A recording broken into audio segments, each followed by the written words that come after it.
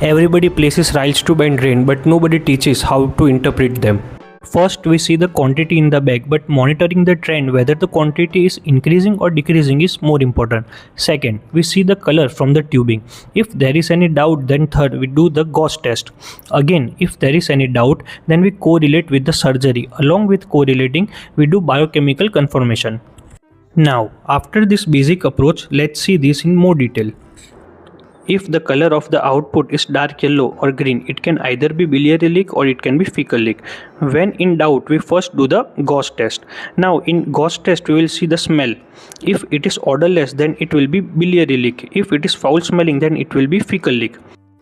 Again, if there is any doubt, then we will do confirmatory test. For biliary leak, we will send the drain bilirubin, bile salt and bile pigment. If they are more than 3 or drain is to serum bilirubin ratio is more than 3, then it is biliary leak. For fecal, we will send stool routine microscopy, which will show whether it is fecal leak or not. As you can see, in this ryles tube bag there is greenish output. Now it can be either gastrobilious or it can be bilious or it can be fecobilious. So first we are doing the gauze test. On doing the gauze test, see the color is slightly yellowish. As this is a ryles tube, first we will need to see how much inside is the ryles tube kept. Now if it is not beyond the pylorus, then by doing the biochemical test we can easily interpret it. Here in gauze test there was slight yellowish tinge, so it must be gastrobilious. While if this was a drain, then directly proceed to step 3, that is sending the biochemical markers and thinking of which type of operation is done. Now this is bilious output. You can see the typical green color of the bile and also it is odorless. Now if it is light yellow or a straw colored, it will sound very simple, but this is the most complex to identify because it can be either serous or it can be gastric or it can be urinary leak or biliary leak or even pancreatic leak. So when in doubt, first we will do the gauze test. We will see the consistency, the smell and the pH. In case of serous, it will be thin in consistency and it will be odorless. In case of gastric, it will be thick in consistency, it will be sour smelling and the pH will be less than 5. Now again, if we are in a doubt, then think of what type of surgery is done and along with it we will send the biochemical test. If gynecological or appendicectomy or urological surgery is done, then it can be urinary leak. For it, we send the drain creatinine. If it is more than 1.2 or the ratio of drain is to serum creatinine is more than 1.2, then it can be urinary leak. This is a true story. In my second year of residency, after appendicectomy for appendicular lump, a drain was kept and the output of drain was 500 to 1 liter serous output daily. So we suspected that while dissection, ureter can have been damaged, so we consulted senior urologist. The senior urologist asked to block the catheter, and on blocking the catheter, the drain output significantly increased. So always experience matter a lot.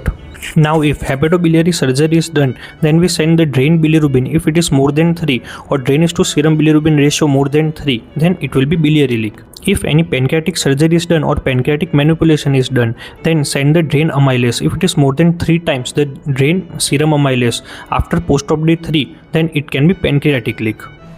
In this case, the output is of yellow color. It can be serous or it can be fecal. So when we did the gauze test, the smell was foul and we realized that it is fecal.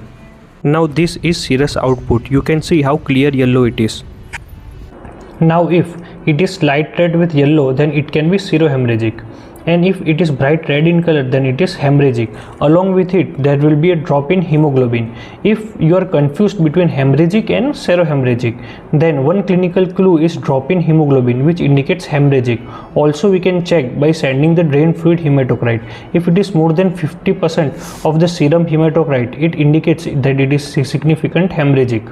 As you can see, this is red color mixed with yellow, so this is serohemorrhagic.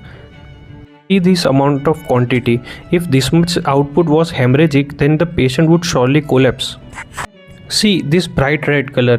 This is surely hemorrhagic. Now if it is milky white in color, then it is chylous and the output will be more than 200 ml per day. For the confirmation of diagnosis, we send the drain triglyceride, which is more than 110 mg per deciliter. It is seen in chylothorax.